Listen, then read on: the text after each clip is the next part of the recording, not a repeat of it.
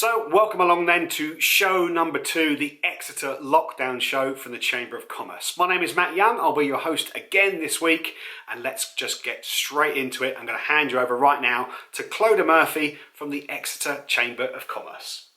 Thanks, Matt. Love the shirt this week. And a warm welcome from me and from all at the Chamber team.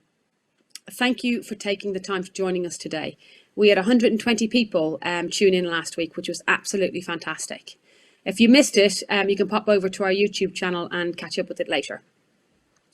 Thank you to all of the speakers who've taken their time to partake in the show today. Without their support, we would absolutely not be here. And to Lisa Vanstone from One Voice Media, and Alex, Angie and Eliana from Bitpod, who've pulled this together and have made this happen. Huge thank you from us for that. Matt, big thank you to you as well for hosting us today. Thank you so much.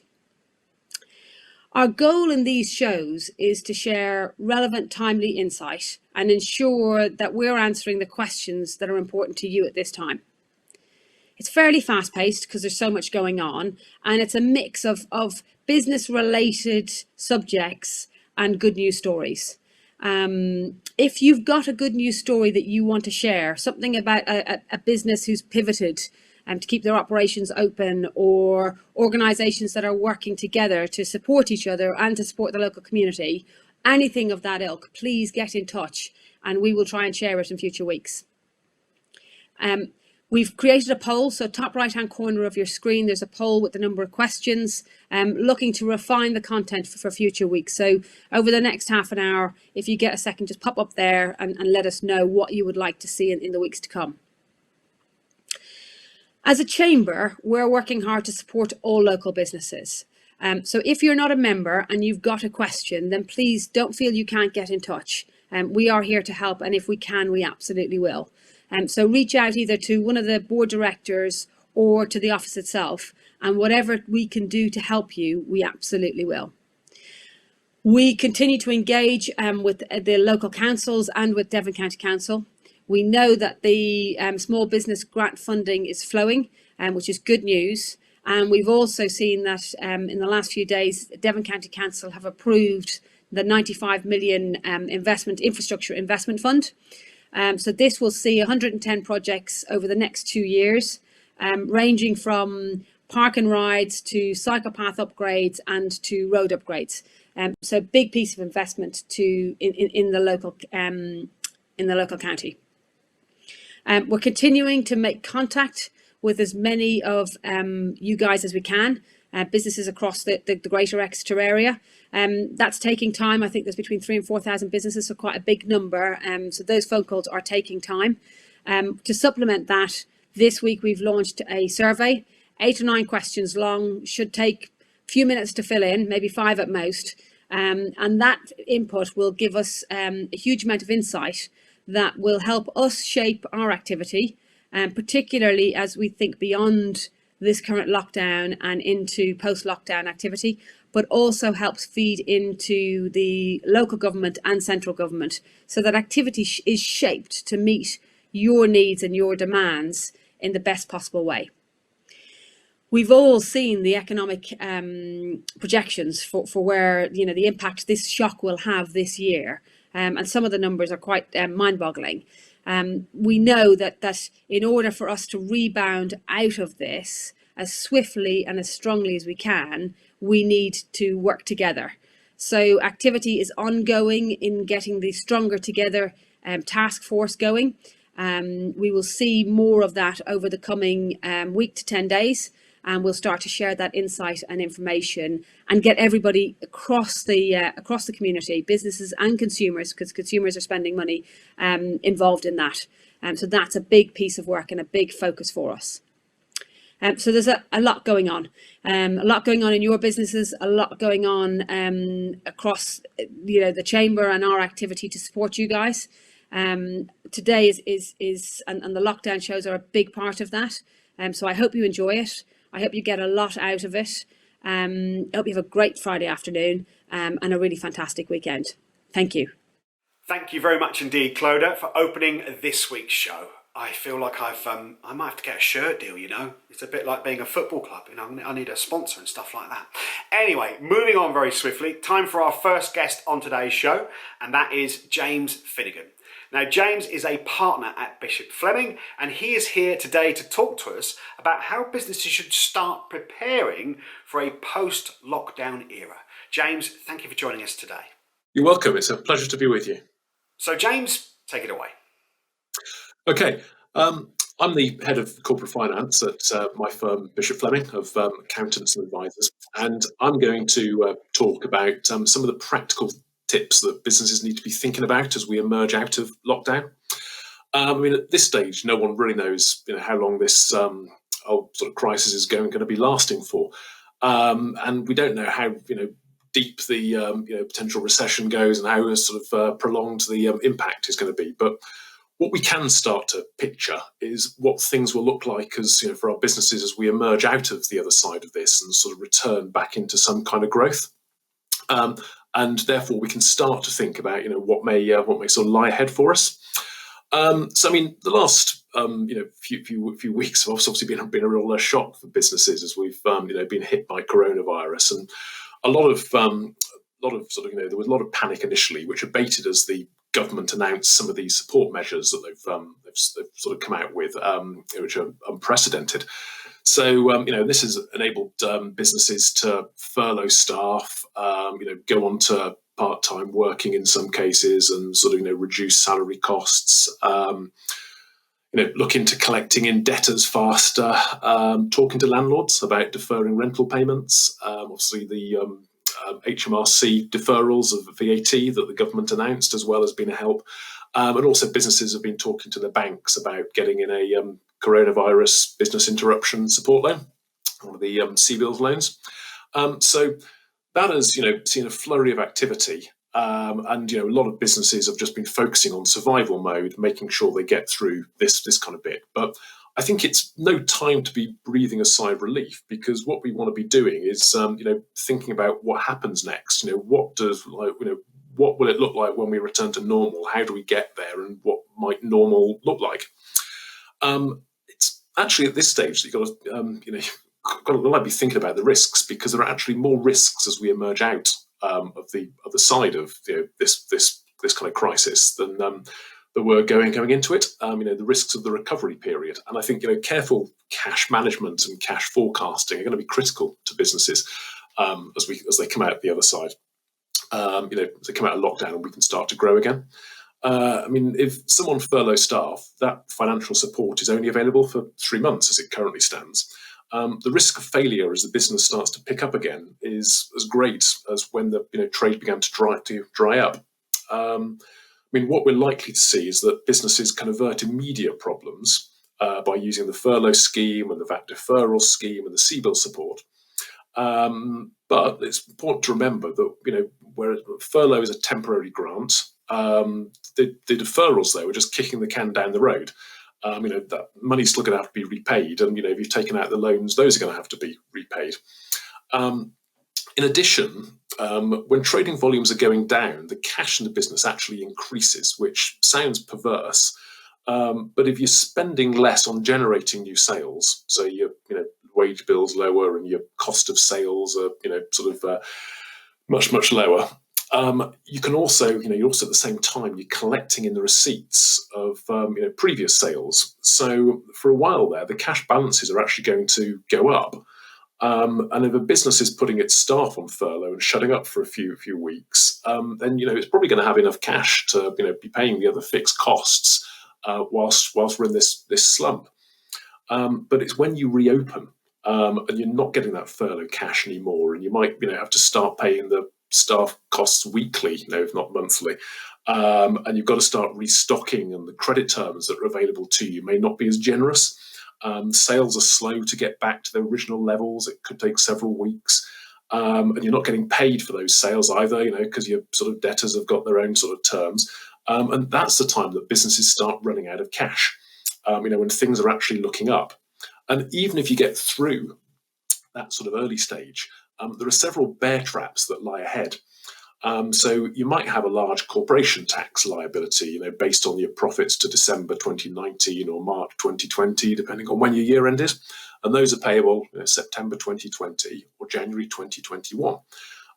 You're also going to be having to repay the deferred VAT around the first quarter of next year, around that sort of similar time. And if you've deferred your rent, those payments are going to start coming due later in the year. Owner managers may have taken advantage of the income tax deferral scheme to delay their payment on account due in July again to next January. It's all hitting at that same sort of time early next year. And finally, if you've taken out a CBILS loan, there's the initial deferred payment on that one, but capital and interest is going to start becoming due 6 to 12 months after you've taken the loan out. Again, it's early next year. So when it's really hard to sort of predict what's going to happen in the next few sort of months, and the steps the government have taken have been very bold and it's entirely novel, and they should meet the aim of preventing a collapse in business. However, we're still going to see a spike in insolvencies probably late this year, early next year, as we start to emerge from this. So what does that mean for your business, and how do you avoid becoming one of the insolvency sticks? I think firstly, it's really it's going to be crucial here to take a real think about the trading cycle of your business. And what does that look like? And getting into the forensic detail of your receipts and your payments. Now, this is something that many businesses haven't had to do before. They've managed with cash in the bank. And it requires a real change in mindset to start thinking about cash, managing cash rather than just thinking about growth. And remember, revenue is not the same as cash. You can get very, very excited about the growth coming through and the revenue coming through, but you've got to think for a while here it's going to be critical to keep cash in the business and keep the cash in the business even whilst you're sort of growing. So it might be for a while here that it becomes more the cash is more sort of important than maximizing margins. So, for example, you might want to start offering early payment discounts to customers. Get the cash in early rather than maximizing the margin. You might want to think about renegotiating payment terms with some of your suppliers. Are there sort of deferred payment terms that you can sort of accept there? Can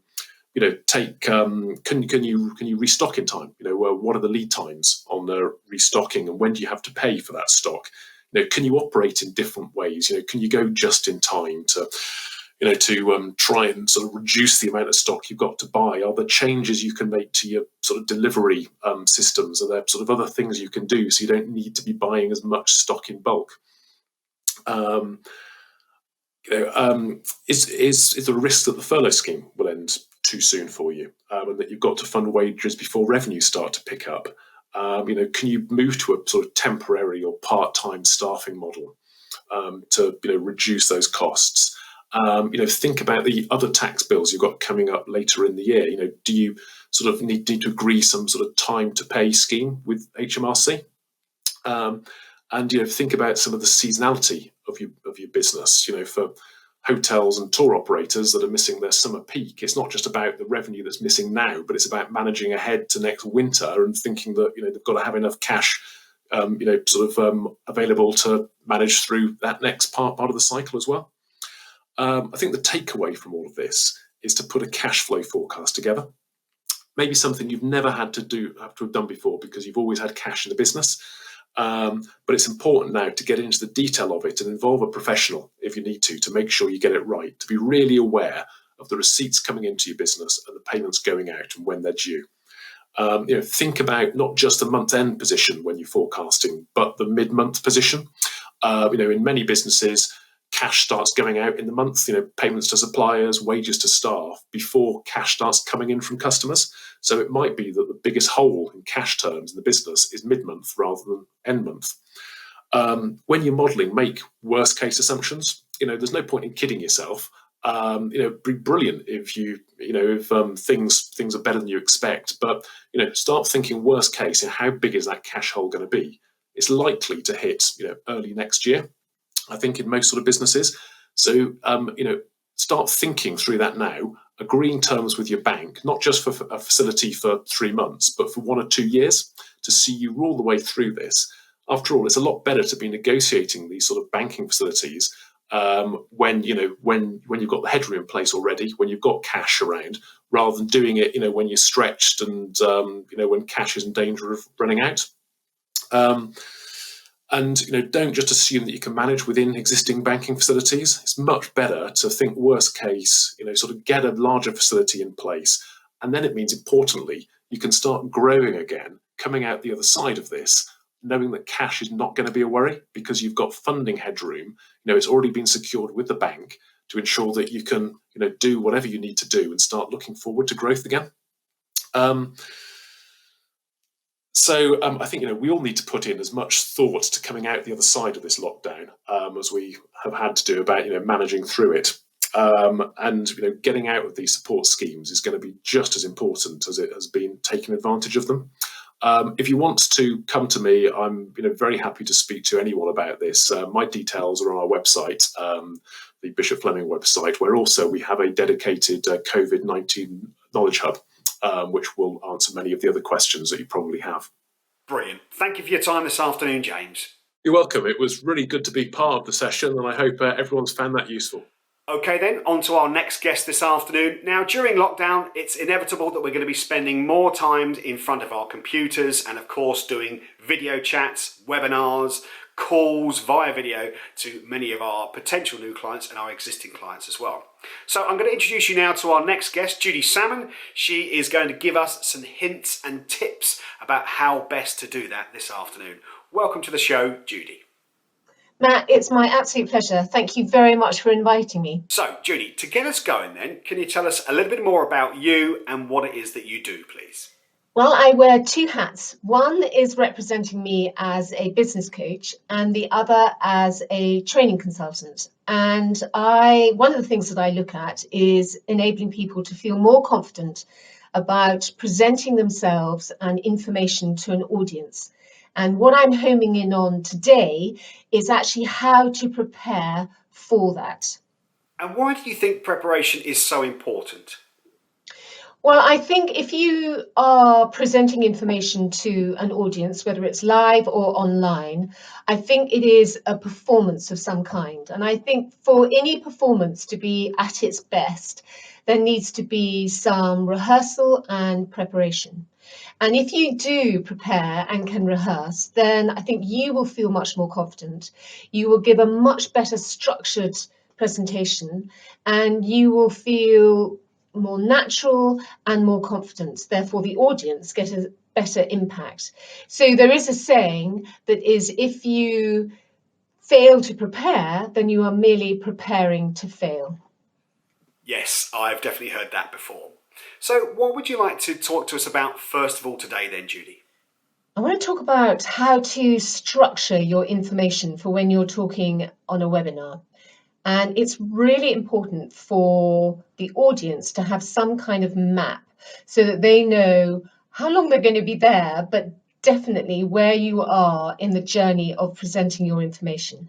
And also, it's much easier for yourself to structure your information. But in preparing for that, I think there are three really important questions to ask ourselves to focus in on what we are talking about. And those three questions are, who is my audience? What is my subject? And what is my purpose? And for us to have really good focus around that purpose, there's a very good little statement, which is to ... so that. Let me explain. So I'm here today to talk to you about how to make brownies, so that you can go away with a very clear understanding as to how to make brownies for any children's tea party. Now, that is a very measurable outcome to my webinar, and it is measurable, and it also gives a benefit. What is the benefit to the audience? And the first bit, the to, that is my purpose, the speaker's purpose. So before you do any preparation for any webinar, it is really important to have your aim absolutely clear, because once you've got that clear, then you decide on what you want to talk about to meet your aim. So probably have about 2 or 3 agenda points to help you meet your aim. So other things that you would have in your structure are things like, particularly in the beginning, you're going to perhaps mention how long you're going to be talking for, whether there are going to be questions. And if you've got a co-host, then the co-host will handle the questions for you. And if you're using visual aids, do rehearse beforehand with those. Rehearsal is really important, particularly if you've been given a specific time slot. To go overboard, to go over time is really criminal. And the other thing is to maintain your audience's attention. Try and think of some stories or case studies that you can use to highlight what you're talking about. So that would be in the beginning, then you talk about the middle, and then you would have a really clear ending. That is the structure that I'm talking about. Excellent, really useful. So now I think you want to talk to us about how you actually go about preparing yourself for these things. Absolutely, Matt. I think the thing is that we spend an awful lot of time preparing the words, the information that we are going to share with our audience. It is incredibly important to prepare ourselves, to think about how we are going to come across to our audience. And I do see an awful lot of webinars starting with people who are perhaps not always thinking about the fact that there is a person beyond that screen listening to them. So we want to really consider, how do I want to come across? Now, for me, I want to come across as professional, approachable, knowledgeable, a good sense of humour, and human. That, for me, is the most important bit. And I can only be me. I can only be myself. And for that to happen, it is so important to be able to try and talk to your audience, not read notes. So that is why I talked before about rehearsal. The more you can rehearse, then you can afford to be more conversational with your audience. And when you are preparing to talk on a webinar, it is really important to think about your location. Where are you sitting? What is the lighting like? Is it behind you, in front of you? All these sort of things we need to think about. And what are you going to wear? Are you going to wear something that matches your success criteria, that carries a sense of professionalism, authority? And think about the colours and think about what you feel comfortable in. It's really important that you feel comfortable. And 2 final points are that self-belief is essential here. If you're in any way having doubt, oh, I don't think I can do this, I'm not in the mood, absolutely that will come across. So from hello to your audience, you've absolutely got to have self-belief, that you believe that you can deliver this. And breathe. We often forget about breathing, and one really important thing to do is, before you're speaking to camera, just take a few deep breaths and be saying to yourself positive things. I can do this. I've rehearsed it. I will be okay. And take a few deep breaths and you will arrive in front of the camera much more composed and with much more authority. Brilliant, really useful advice. Thank you, Judy. Do you have any other final tips for us today? Yeah, two points that will make you look better than somebody else. And the first one is to rehearse. And when I say rehearse, I don't mean just sit with your notes and read it out. This is literally rehearsing it as if you are giving the presentation. And the benefit of doing this is that you can then get used to the words, you can time it, and you will find that the first time you rehearse what you want to talk about, you will be way over time. And so if you do this 2 or 3, 4 or 5 times, if you're not used to giving timed presentations, then by the sort of 4th or 5th time, you will be absolutely sharp and on it. For me, it's the most boring part of giving a presentation. I hate the rehearsal, but it absolutely pays off. And I remember when I left London, I had a group of friends round for a meal, and I wanted to say a little. I wanted to make a speech to say goodbye, and the first 2 times I did it, I burst into tears, which was hopeless. So that would have been awful. So by about the sort of 6th time that I'd done it, I had in my mind the 3 points I wanted to cover, and I was tear-free when I actually delivered it to time. And the other thing I want to just mention is how to remember your words. Now, the worst thing that we can do when giving a webinar is literally to read out script. So what I do is to make a mind map of what I want to talk about. And possibly I may have made notes and then I reduce it to literally a mind map. And actually what I've got in front of me here on my keyboard are 3 cards on which I have some bullet point notes, not sentences, but just literally bullet points that are reminders of what I want to say. And because I've rehearsed it so much, those bullet points are just literally reminders. The worst thing we can do is to read to our audience. Deadly, deadly dull. You need to be communicating in a way that's using conversational language so that you feel as if you're having a conversation that counts. Judy, thank you so much for your time today. That's been absolutely brilliant. Thank you. Matt, it's been my absolute pleasure, and I just hope that it's been of use. Very useful indeed. I was furiously taking notes throughout all of that. Right then, time to move on to our good news part of the show. This is where we collate together your stories that you can submit to us. We're going to get going now with the first story from Mark Hodgson of Co-Cars. Hi, this is Mark Hodgson from Co-Cars Bikes and Delivery. We've had to postpone the majority of our services due to COVID-19. However, we've been able to offer our bikes for free for Exeter Police, who've been able to travel around Exeter and get around electrically, which is great for the hills. And we've also offered our bikes for free to all NHS staff to use our dock at the RD&E to travel out, exercise and actually to get around, which is great. Also, we've been able to, our co-delivery is now doing deliveries for local businesses to be able to them to do delivery for homes, which is great. And so, but our bakery are using us and we're delivering bread and other food, and we've got other business involved. So that's great to help local business and local economy. So that's great. Thank you very much and stay safe. Just a quick one to say we've launched a website called Support Exeter in the last week. So we wanted to give something back to the local business community. We thought, why not create a website where we can show that we're still open for business, and also to try and get all of us supporting each other. So we might not be able to go and have a coffee or have a meal, but people might be able to buy a gift voucher. So if you've got a business, you can get a free listing online, and you've got a little box to show what you're doing during this time of crisis.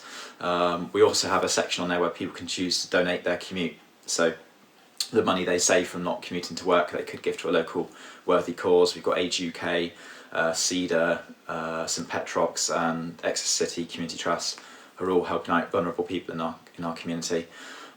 So yeah, that's it. Thanks very much for letting me say a quick few words. Look after yourselves. www.supportexeter.com is the website. You can register your free listing on there. We manually add them once a day. So yeah, spread the word and take care of yourselves. Hello, I'm Emily McCauley. I'm the Centre Manager at Exeter Library. And whilst the doors to the library may be closed, the library definitely isn't. One of the things that we're doing is phoning every single one of our library members that is aged over 70. And we're just giving them an individual call, chatting to them about what they're reading, chatting to them about what they're experiencing, and just giving them that feeling of connection to their wider community. We're also moving all our services online, so you can access Bounce and Rhyme on Facebook Live. Our story times for younger readers are on Facebook Live, but also there's a huge range of e-books, e-audiobooks and e-magazines, all available free of charge with your Devon Libraries card.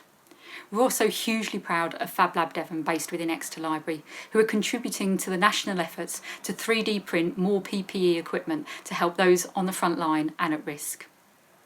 Libraries are all about people, and we're really missing the people, but we're still here, so if we can help you, please get in contact. I'm Dr. Bharat Pankania, Senior Clinical Lecturer, University of Exeter Medical School.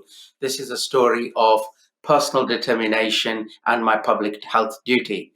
I started talking about the coronavirus off my own back in mid-January, and the local newspapers heard about it.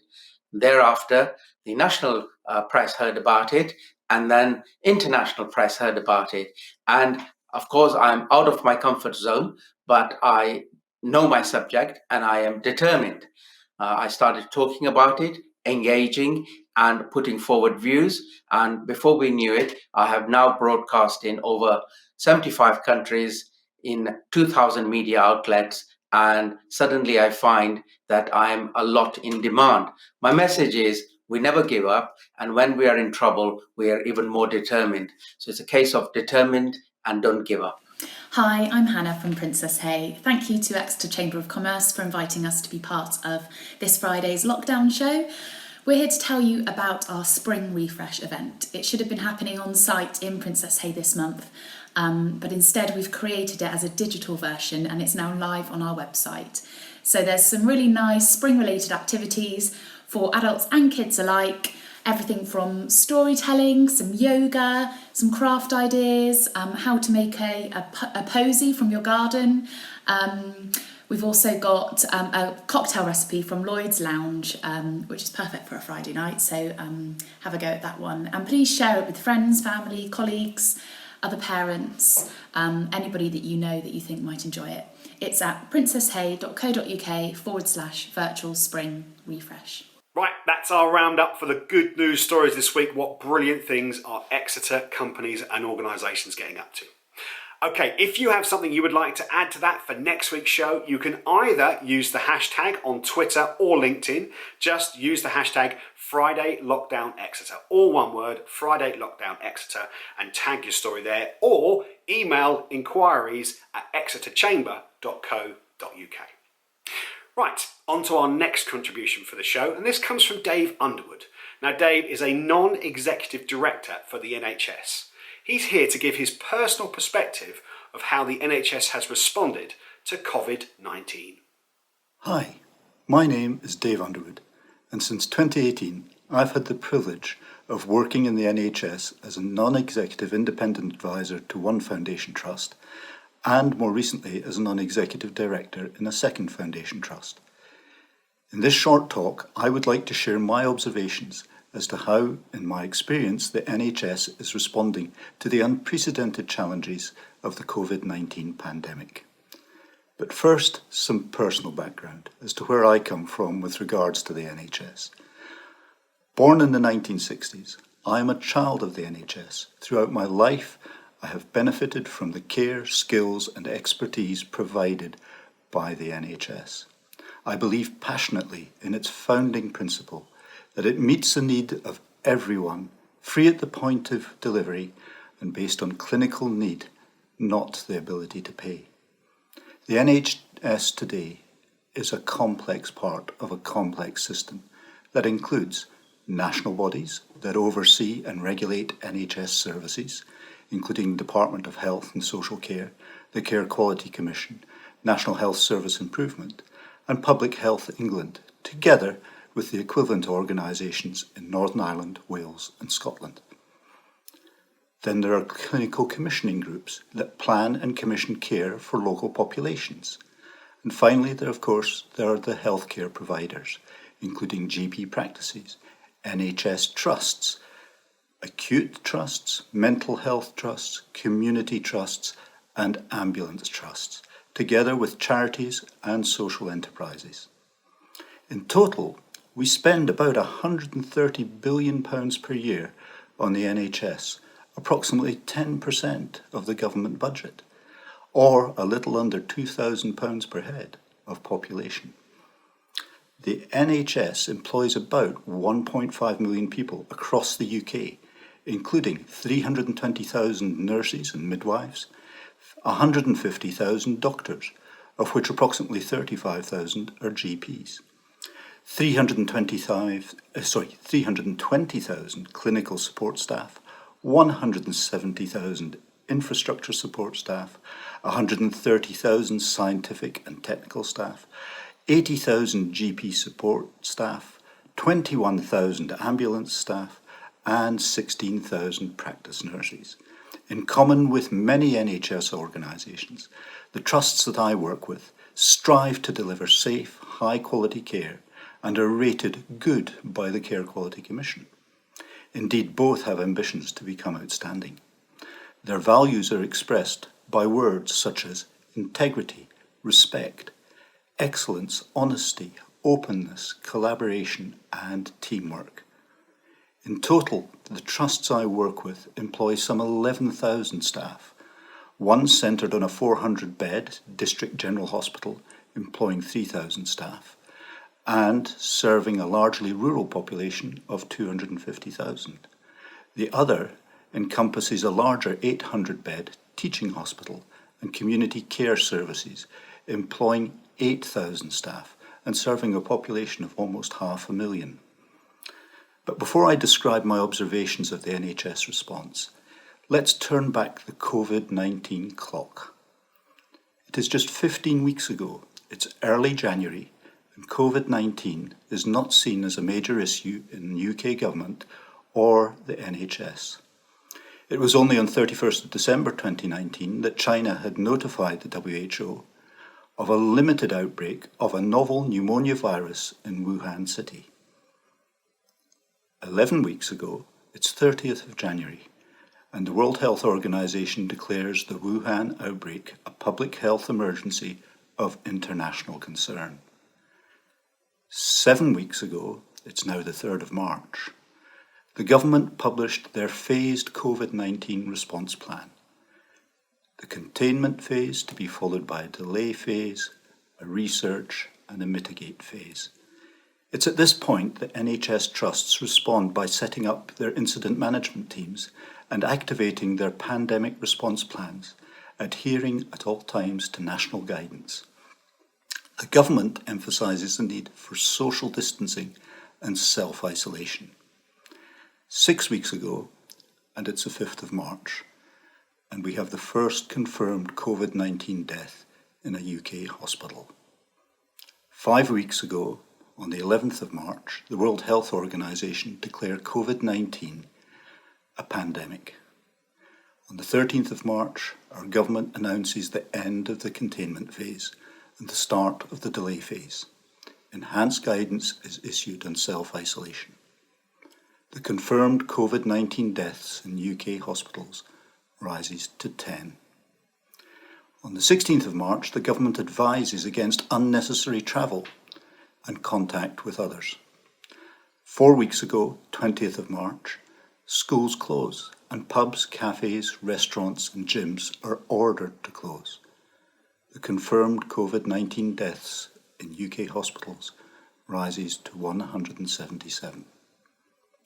3 weeks ago, 23rd of March, and the lockdown commences, and the government advises shielding of most vulnerable patients for 12 weeks to the 15th of June. On the 25th of March, the Coronavirus Act 2020 gains royal assent as government takes the powers it needs to handle the impacts of the UK, on the UK of the pandemic. On the 27th of March, COVID-19 deaths in UK hospitals reach 1,019. On the 28th of March, the Prime Minister self-isolates. Just 2 weeks ago, on the 3rd of April, the confirmed COVID-19 deaths in UK hospitals reach 4,313.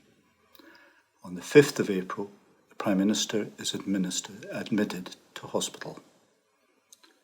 Now, just 1 week ago, on the 9th of April, the Prime Minister leaves intensive care and commences his journey of rest and recuperation. And on the 10th of April, the confirmed COVID-19 deaths in UK hospitals reaches 9,875.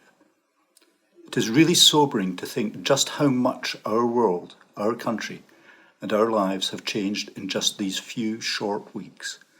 And personally, I find it difficult to imagine that it is only 7 weeks since our NHS trusts and GPs first activated their response to novel COVID-19. So now to my personal observations, based on a SWOT analysis rather than a SWOT analysis. So the strengths: a clear national strategy and rehearsed national and local response plans. Calm, professional and emotionally intelligent leadership. Focus on safety, care and well-being of patients and staff, remaining true to the values of the trusts and the NHS. Communication to public, nationally, to staff locally, to volunteers and the wider community locally. Mobilisation of volunteers, recently retired staff, and capabilities in the local business and academic communities. Speed and clarity of operational decision-making. Postponement of elective and non-urgent procedures and treatment, halting the deferment of non-critical activities, including major transformation programmes. Reconfiguration of services, doubling, tripling and even quadrupling of intensive care capacity, converting theatres to intensive care wards. Training, refreshing hundreds of non-intensive care clinicians in intensive care procedures to support the increase in intensive care capacity.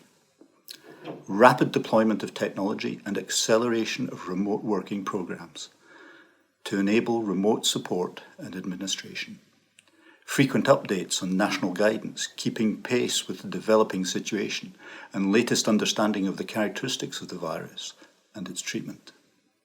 An expectation that when things return to normal, it will be a new and different normal that has learnt from the pandemic experience and preserves and builds upon the best of the new capabilities and processes developed.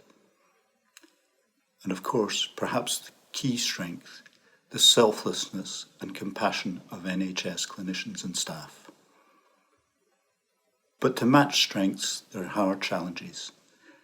Early shortages of PPE, personal protective equipment, ventilators and dependency on complex international lines of supply have caused issues. The shortage of timely testing capacity for NHS staff following national guidance on self-isolation depleted the available workforce. Frailties in existing infrastructures, such as hospital oxygen supply systems, were magnified by the rapid expansion of the intensive care capabilities. Demands of keeping up with frequent updates in national guidance, in particular for PPE, and the uncertainty and anxiety that this can create for hard-pressed clinicians. The demands on local resources created by nationally driven decisions and initiatives, such as centralised testing and the Nightingale facilities. In any crisis of this nature, we do also have opportunities, and COVID-19 is no different. First is not to return to the old normal. Keep the best of what we have learned and developed in terms of processes, working practices and new technical capabilities. And an opportunity to review what has happened and change our strategies and response plans to try and avoid learning the same lessons again in future. In terms of threats, my list is short. Returning to the old normal is one, but two, that regional progress of the virus will have a different profile to that shown in the modelling that is driving the national response, including decisions on lockdown and centrally driven initiatives.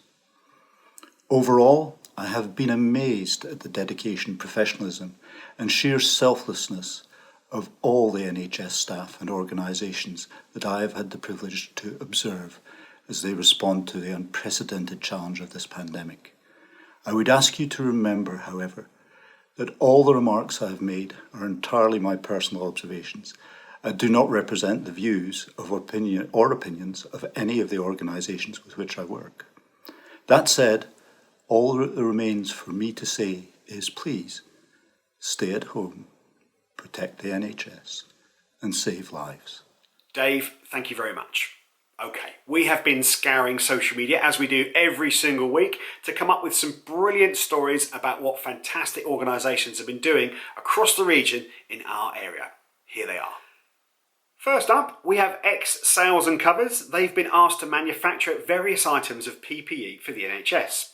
They're manufacturing and then donating as many items as possible to whoever needs them, and they've already brought in extra equipment and materials to start this process.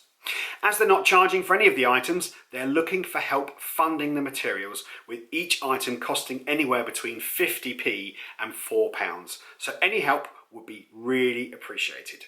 Here we have the guys from the Turning Tides project, who are teaching people how to make ear helpers to send to Exeter Hospital. These help with holding the masks in place, which form part of the PPE which all staff are currently wearing. And our final submission for today is from Otter Garden Centres. They volunteered their kitchens to prepare school dinners for the children of key workers who are still attending school. They're averaging around 300 meals a day. Next up on today's lockdown show then, it's Stephanie Romasevsky. Now Stephanie is a sleep physiologist who runs the Sleepyhead Clinic. Stephanie, welcome along to today's show.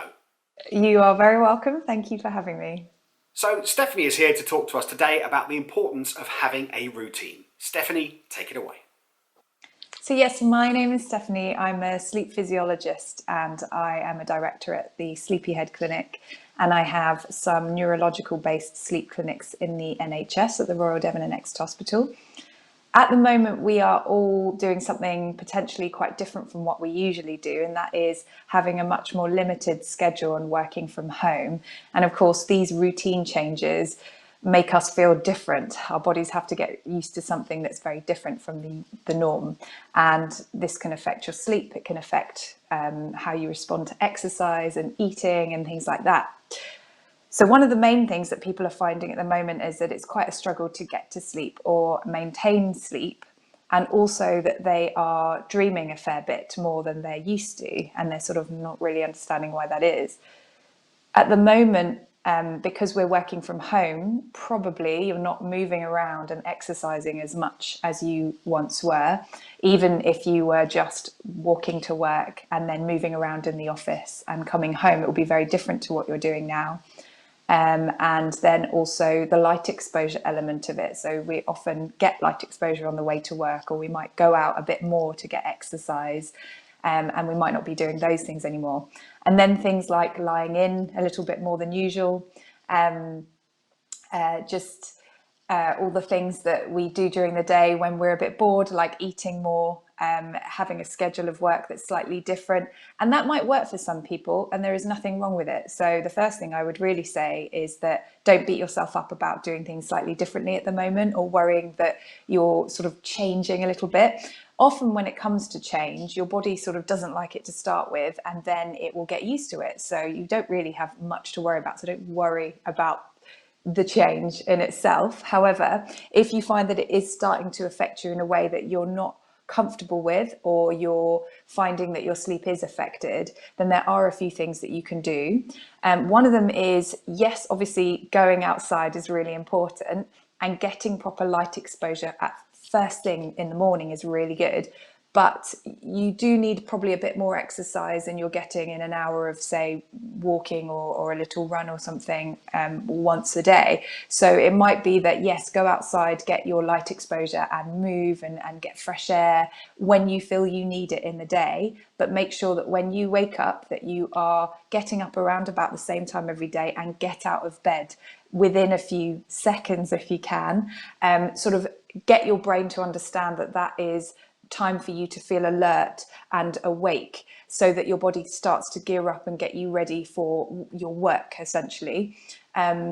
Lots of light exposure, eating, moving, get all the lights on, open the curtains. It's always very ironic that we spend a lot of our time in the evening in a very brightly lit atmosphere with all the tech going, but in the morning we sort of fumble around in the dark getting ready. It doesn't make much sense. So try to get as much light exposure as you can, even if it's artificial, that's absolutely fine.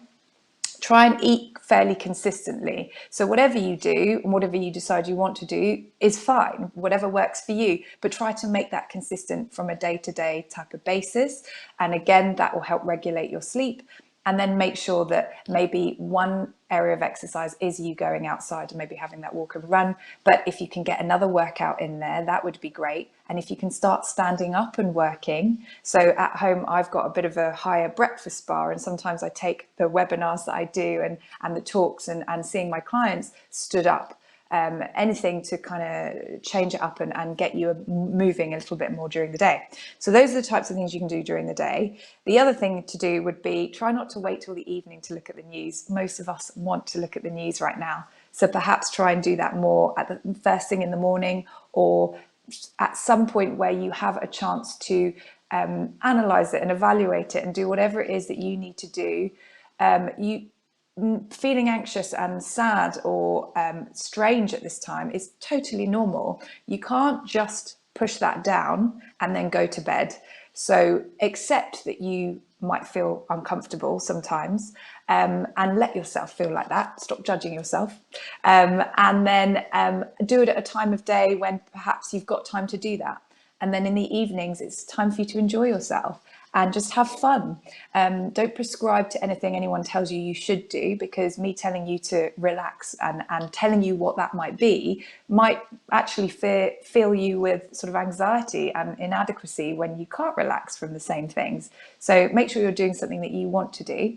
And then give yourself permission to go to bed when you are sleepy. So you don't have to go to bed at a certain time to have that nice regular sleep opportunity. You just need to go when you feel like it. As long as you're ready to go to bed, so you've already got ready for bed, you've done all the things that you needed to do, you've kind of had that rant or that vent that you needed to have to someone else, and now you're just doing your me time stuff that you really love and enjoy before you go to bed, which would be much better.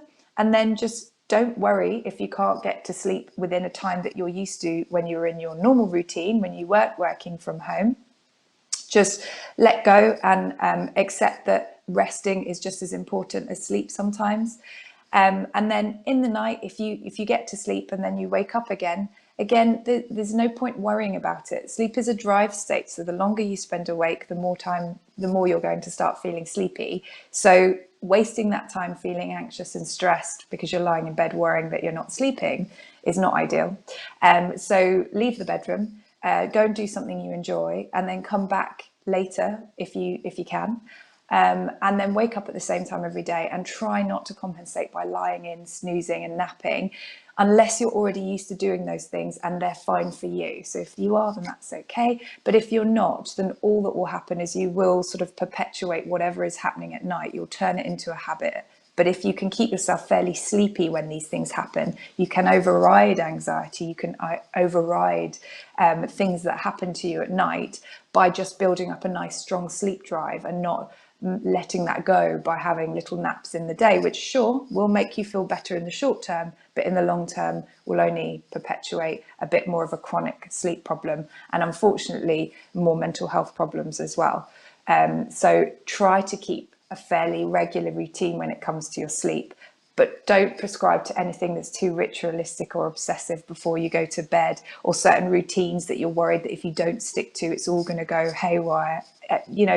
Things are different at the moment, and we're being told different things. We've had to get used to different routines really quickly. So I actually think everyone's doing really well, and that we shouldn't be using sleep as something else that we can worry about, but rather something that we're lucky to have and that's keeping us here. So just try not to berate yourself too much or your sleep, and use this time to enjoy yourself and perhaps do some of the things that you don't necessarily get to do when you're too busy working outside of the home all the time. Great stuff, Stephanie. Thank you very much. Thank you. I hope people find it useful. Right then, on to our final guest for today, and that is a man who used to be my old boss. Ladies and gentlemen, may I introduce to you Paul Nero from Radio X. Matt, I know you're an eternal optimist and a happy man. You know people like me. Every silver lining has a cloud. So I'm trying to be happy. And at Radio X, we're trying to balance the seriousness of the situation we find ourselves in, with some newfound responsibilities that the government's given us. Our on-air team have been designated key workers now, and for the first time we're public service broadcasters too. It comes, though, with no public finance, as you might expect. And with many of our advertisers and our friends having to close, like many, we're actually finding it quite tough. So I'm reminded of some sage advice. If you owe the bank £1,000 and you haven't got it, you're in trouble. But if you owe the bank £1 million and you haven't got that, the bank's in trouble. When times get tough, I feel happier. My greatest worry actually is my ears. I grew up in the 70s, a child of the 70s, a naive child, sheltered. And I never knew grown men, except perhaps ones with similar hairstyles to yourself, Matt, that grown men had ears. Right up until the late 70s when the mods came in and short hair too. Paul Weller, for example, or unless you were a punk with a Mohican haircut, men in my day simply didn't have ears. Now, I was due for a haircut at the start of lockdown, and that didn't happen, of course, and now I can feel my locks slowly creeping back, and I worry when all this is over, the hair is going to be down here, we'll be looking like men of the 70s again. So fashions could change as a result of coronavirus. All over our ears, all down our backs. No, not our heads, just all down our backs. That's a Tommy Cooper joke. He's an Exeter boy. I want to move on from ears to a good cause. Now, the crisis has given us time as a radio station to think about the two things we do really well. Yeah, sadly, there are only two. Firstly, on the whole, we make people happy. Great music, cheery presenters. If you heard Ashley Geary this morning, you'll know that we've combined that. Ben, we've parked for a week or two. He'll be back in May. Now, secondly, we put large audiences in front of other people, our advertisers, but there aren't many of those around at the moment. So we want to do something different. We want to use the airtime we've got to put those audiences in front of charities and the charities in front of the audiences, bring the two together.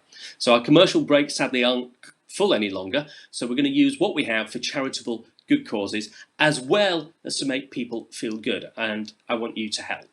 So here we are playing happy music at the moment, and then at the top of the hour, it's Misery FM. We have the news, and the news is pretty depressing.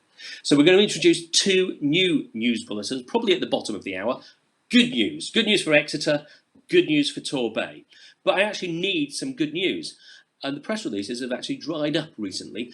We don't want to be all doom and gloom, so I'm asking you here now, listening to the Exeter Chamber of Commerce weekly lockdown, to help us out. So it doesn't matter where you are, Exeter or Torbay, somewhere in between. Your good news, please. Ideally, just a sentence or two. If you can record it in audio, 15 to 30 seconds, say, a minute if you want, that we can edit, well, please do that. You can download the Radio X app to your phone, and there's a function there at the top right of it. It's a little message function that lets you record your message and send it to us in a form we can use. So your good news, please, via the app or via news@radiox.co.uk. Our team is really small now.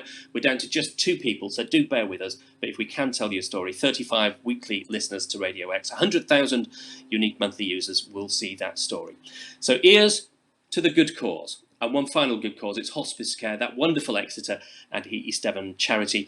Well, they've seen their funds plummet recently, as you might expect. Charity shops closed, fundraising activities suspended.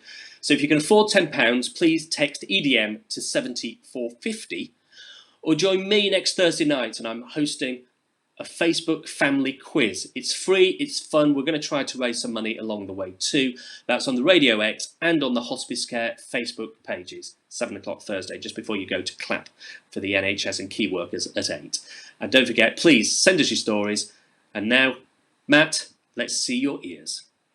Thank you very much, Mr. Nero. Yes, these ears have never really been covered by hair, certainly not in the last 25 years.